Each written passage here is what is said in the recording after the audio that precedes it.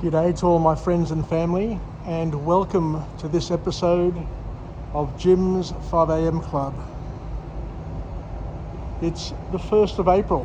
Happy April Fools. Happy 1st of the month. And it's a bit cool, it's a bit overcast, and it's going to be a wet old day, I believe, because it's just drizzling down at the moment. So we'll see how things work out. Anyway, I've got another book summary to go through today, another interesting one. We'll see where it leads us, but I think this book summary, which was published in 2011, will give us at least something to think about and something to ponder. The book is entitled Lying, and it's written by an author named Sam Harris, and it basically touches on the practice of lying and how it has many direct, indirect, first, second and third level consequences to not only yourself but to the people around you. So lying, according to the author, is a fact of life. We all do it, consciously or subconsciously, and we do it for various reasons. But this book basically helps us, as I said before, understand it a little bit better.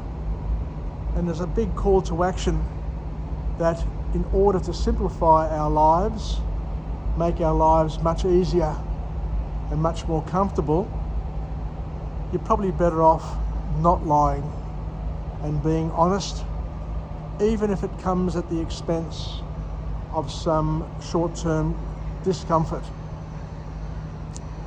So let's see where it takes us, and see what we can learn. Because the author here reminds us from the very outset that life is vastly more simplified by telling the truth. And he describes lying as a refusal by each and every one of us to collaborate, to cooperate with others. And he raises a very interesting point which actually shook me to my core when he said that lying is the act of denying others of our view of the world. And by denying others of our view of the world, we are also denying ourselves of the opportunity to influence in a positive way and to express ourselves freely. Because when you deny others of our view of the world, or a particular view of the world, what you're doing is you're influencing the decisions they make and the choices that they get to enjoy.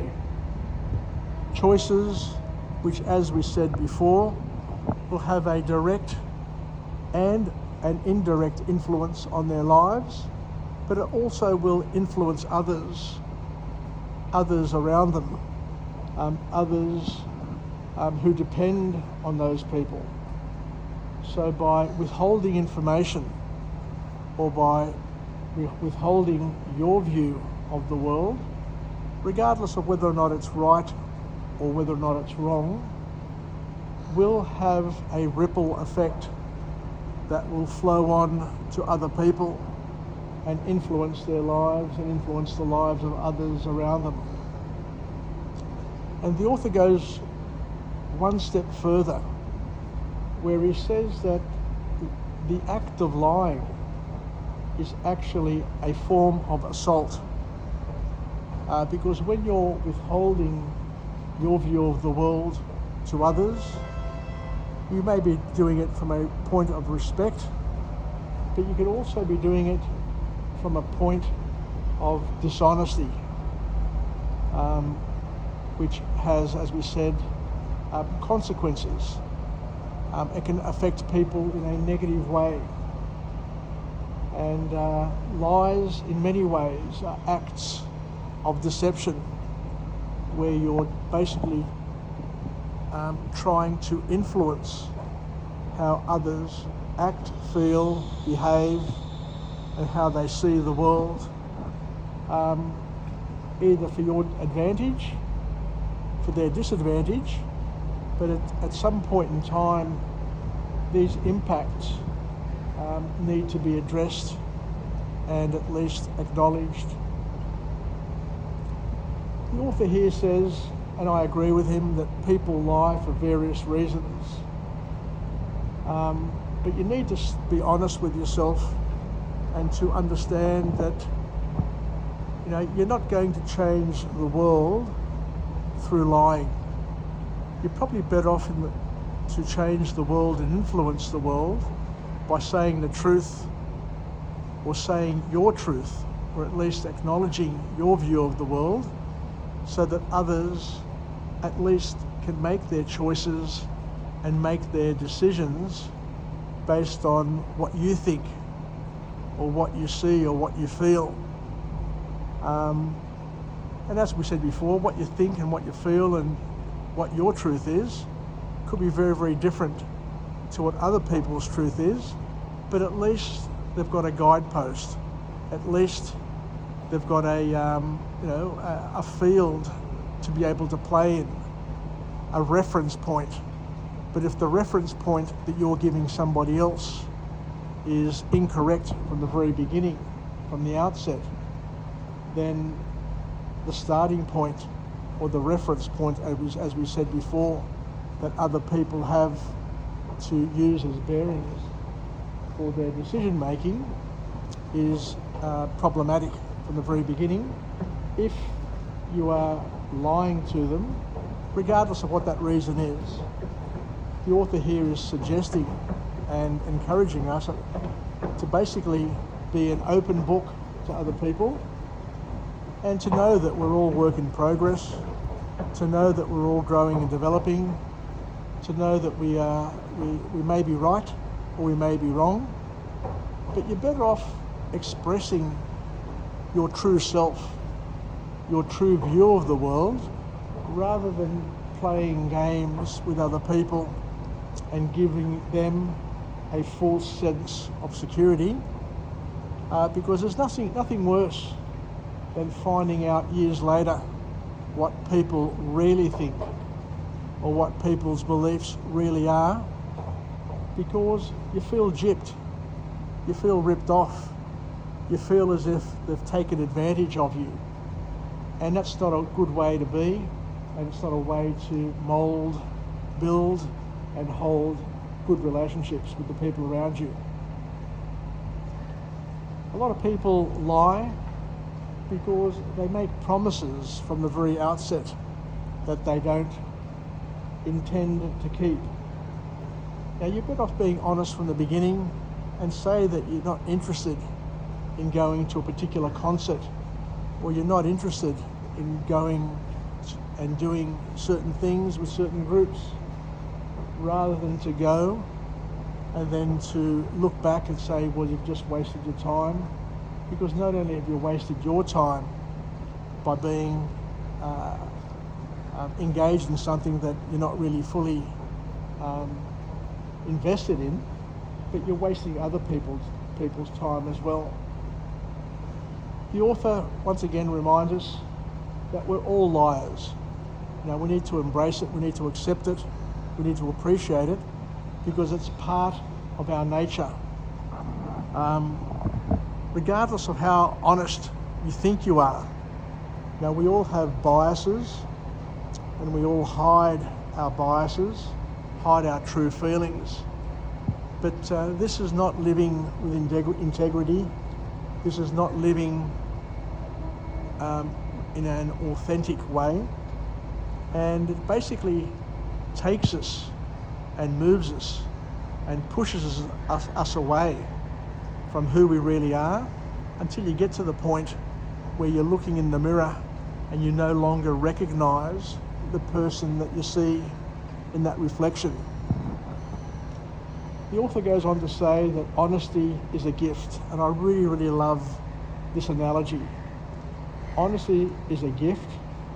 It's a gift to you, and it's a gift to them, because living your true and real self is probably one of the most important and most beautiful gifts that we can offer the world, that we can offer our families, and to be authentic and to acknowledge and accept and to allow others around us to understand that we are work in progress, we make mistakes, just like other people make mistakes, and the earlier the earlier we are in terms of fessing up to our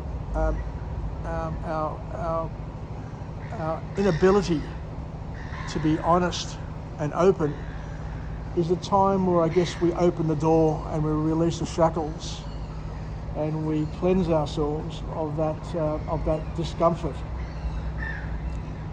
But the author says here, and I love this point as well, that in order to be honest with others, you need to be paying attention.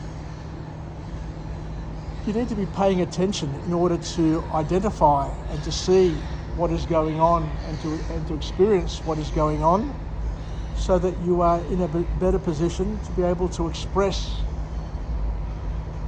the truth, what you're seeing, what you're feeling, what you're smelling. Because if you're living in the past, there are people who dwell in the past all the time, or there are people who are anxious and are living in the future. These people are very much distracted from the present. And if you're very distracted, then you're not going to be paying attention, or you're not going to be paying full attention to what's going on, and hence you're not going to be all that reliable in terms of being in a position to see, express and relay the truth. So the author here, in terms of their call to action, is to ask us, where possible, to be fully present in your life, to be paying attention to detail so that you can notice what is going on. And once you notice what is going on, then you're in a position to at least offer unbiased advice when you ask for it. No, we're told here that we don't necessarily need to be proactively honest and go around trying to change the world. But if people ask you for your honest advice, at least be in a position where you can offer it. And the only way you can offer honest advice is by paying attention, being present, and when asked whether or not somebody looks fat in a particular outfit, to be in a position to give your honest opinion, because your honest opinion won't necessarily hurt the other person. It gives them options, because when you give your honest opinion to somebody, they can choose to use your opinion, or they can choose to ignore your opinion and discount it. But by giving your honest opinion, what you're doing is, as the author says, you're giving the other person an option to change course, to change decision, to do something different, to improve their life, but you're allowing them to express themselves from an honest perspective. It's starting to rain now and come down. So that's what we're talking about. So the author then goes on to talk about the different types of lies that people engage in, which, once again, it's interesting, it's important, But by the same token, a lie is a lie, and the more lies you engage in, the more of a liar you may end up becoming. So the first type of lie that the author talks about are things which are called white lies. They're little lies. They're lies that are out there to help us misinterpret our beliefs and to, rid ourselves of the potential of being, of causing pain and grief to other people around us. A lot of us engage in white lies to not get engaged in conflict and to deflect attention and to deflect responsibility. But a white lie is a lie.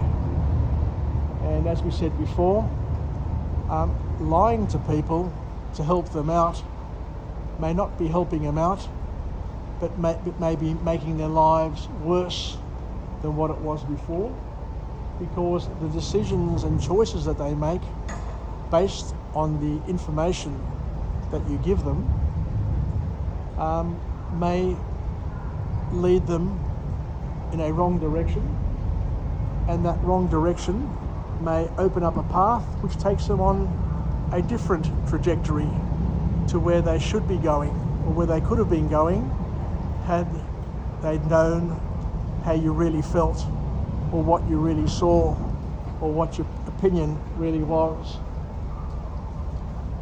So white lies, people engage in them just to give them time, to give them breathing space. But what it does is, as we said, is we create a ripple. We set people on a different trajectory. We send ourselves on a different trajectory.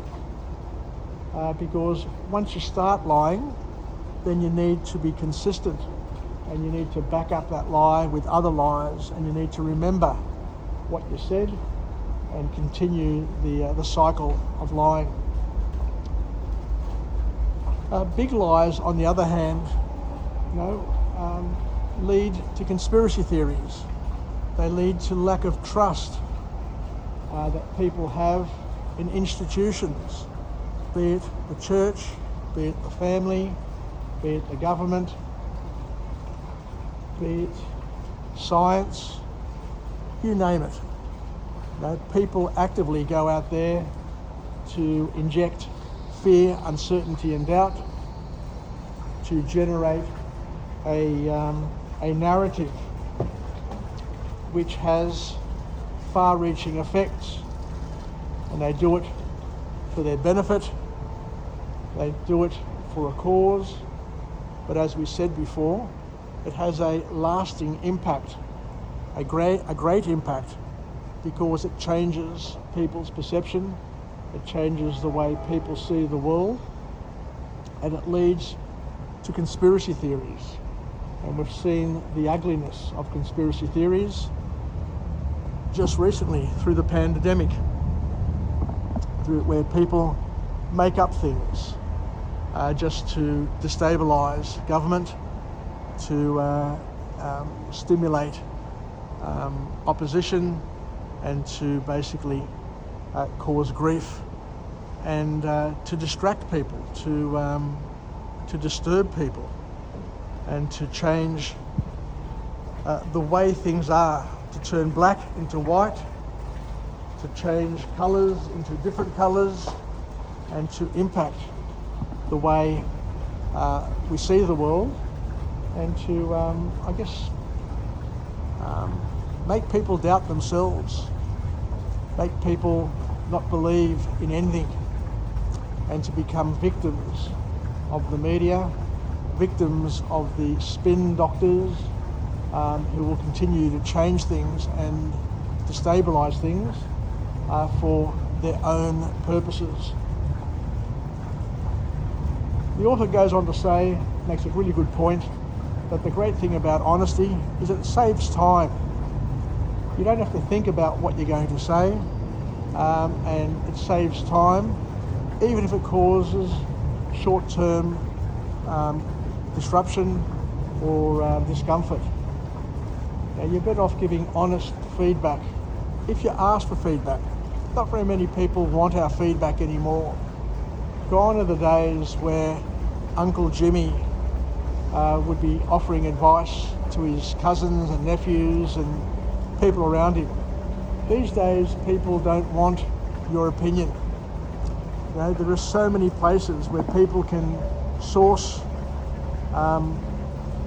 opinion, be it by Dr. Google or the internet or other circles of friends. Unless somebody asks you for your advice, then you're probably better off not to offer it in the first place. Because first of all, A, they're going to discount it, B, they're not interested, and you're going to end up getting invested where you're not really wanted. And you're just wasting your time. The good thing about criticism, constructive criticism, is it allows a person to alter course and to adjust their approach. What we mustn't be doing, and this is, I guess, a problem, a temptation that we all have. The author here says that we shouldn't be encouraging others to do things with insincere praise, by being positive and being encouraging in an insincere way. Because what you're doing is that you're preparing somebody, you're setting somebody up for disappointment, for failure, and you're not helping them prepare for the real world. As parents, as guardians, as grandparents, one of our jobs, one of our important jobs, is to help people prepare for the real world. And the only way you can do that is to be a proxy for the real world and to make sure that people receive honest and frank feedback that's going to help them grow, develop, and become a person who will be able to take on and respond in an empowering way to the challenges that we're all going to face from the real world throughout our lives. The other good thing about saying the truth is that you don't need to do any mental accounting. You don't need to keep track. The author reminds us, as we said before, that lies beget lies. And at some point in time, we really need to take the responsibility and to collide with the reality in life and to commit with the truth. Because what we're doing by lying is that we're embracing confusion. We're creating confusion because people hear what we say and then see what we do.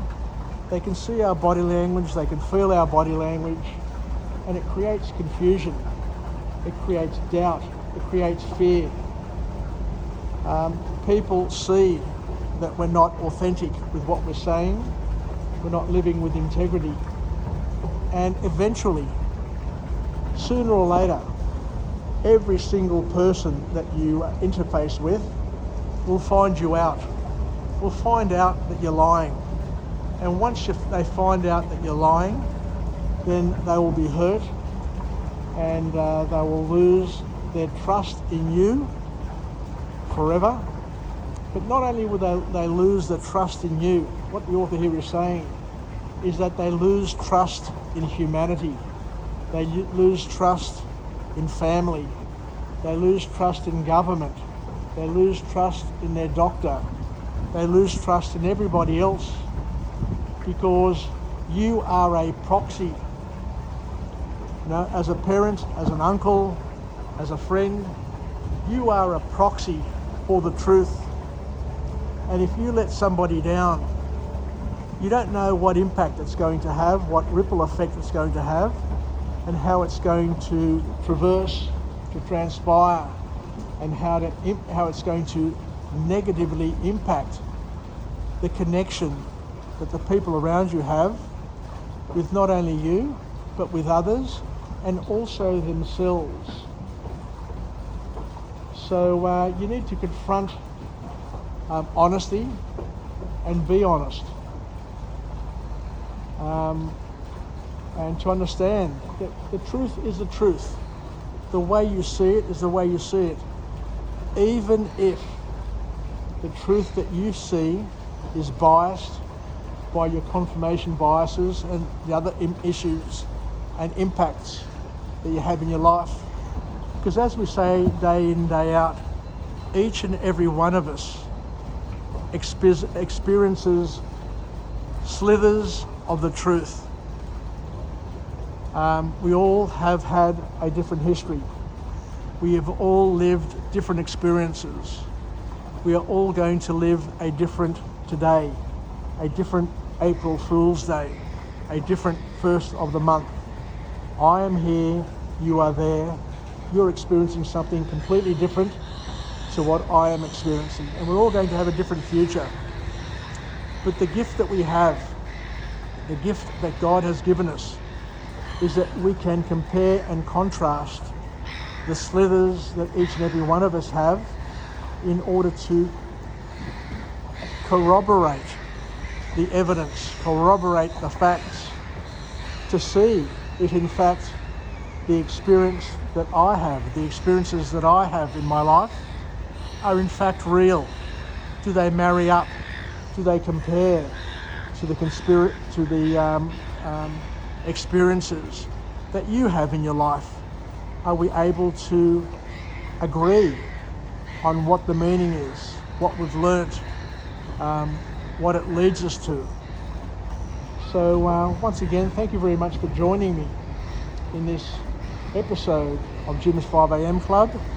Thank you for being with me and joining me on my YouTube channel. Please share the message, please share it around. It's a free service of summarised in vlog form, well over 1,000 books. So there's OPE, there's other people's experiences that we can all tap into. We can learn something new on a daily basis. And what we're doing is we're taking other people's experiences, other people's slithers of reality, and we're using it to corroborate, to compare, to contrast their experiences with our experiences, knowing full well that within our own particular lifetimes, we can't experience everything. But what we can do is we can tap into, we can share, we can receive other people's experiences and live many lives in parallel in order to live a fuller spectrum of life.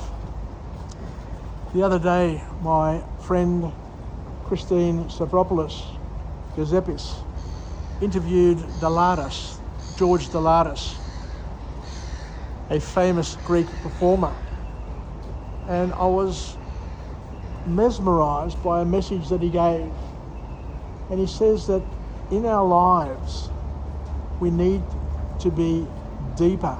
It's better to have depth than to have breadth.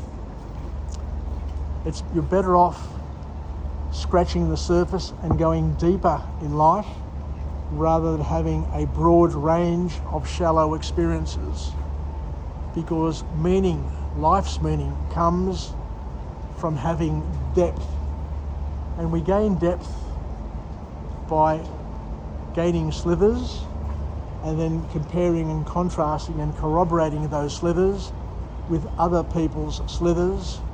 So we dig as deep as we can so that we learn and gain as much as we can, so that we can compare and contrast and live our life to the fullest. So once again, a powerful book summary, a most enjoyable vlog opportunity that I'm sharing with you today, because I'm learning something new. And not only am I learning something new today, but by challenging myself to pass it on to share it with others via this platform enables me to learn it in a deeper fashion and to express myself in a way where I'm living, learning and passing it on.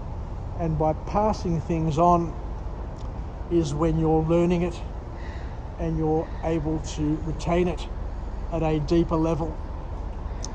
So thanks once again. Daleme, all the very best to everybody on this first of the month, and we'll chat again. Yasas, bye for now.